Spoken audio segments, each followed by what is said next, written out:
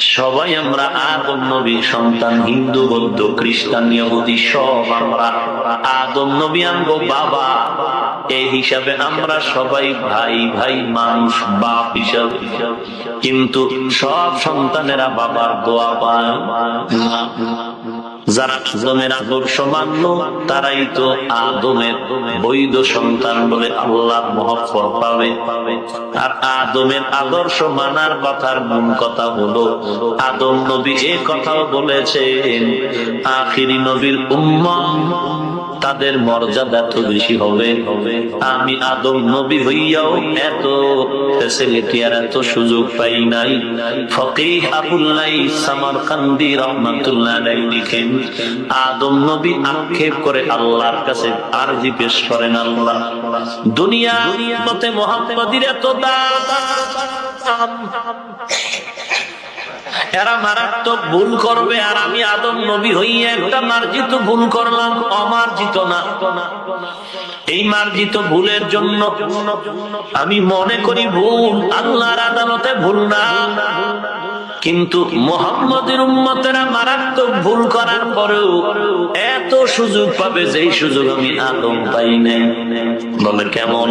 এক নাম্বার, আমি আদম একটা ভুল করলাম মার্জিত, এই একটা ভুলের জন্য আমার আল্লাহ আমার বডি থেকে জান্নাতের পোশাকটা নিয়ে নিলেন।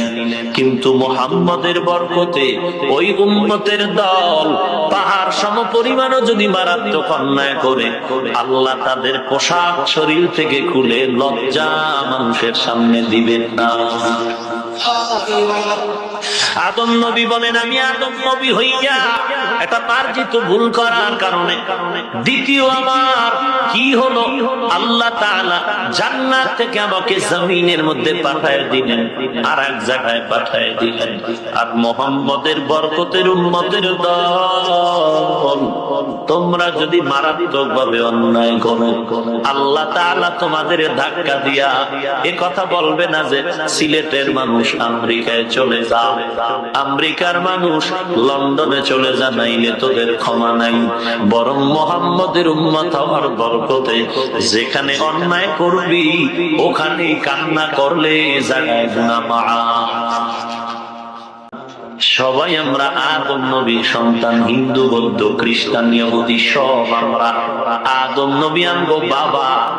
এই হিসাবে আমরা সবাই ভাই ভাই মানুষ, বাপ হিসাবে। কিন্তু সব সন্তানেরা বাবার দোয়া পায় না। যারা আদমের আদর্শ মানল তারাই তো আদমের বৈধ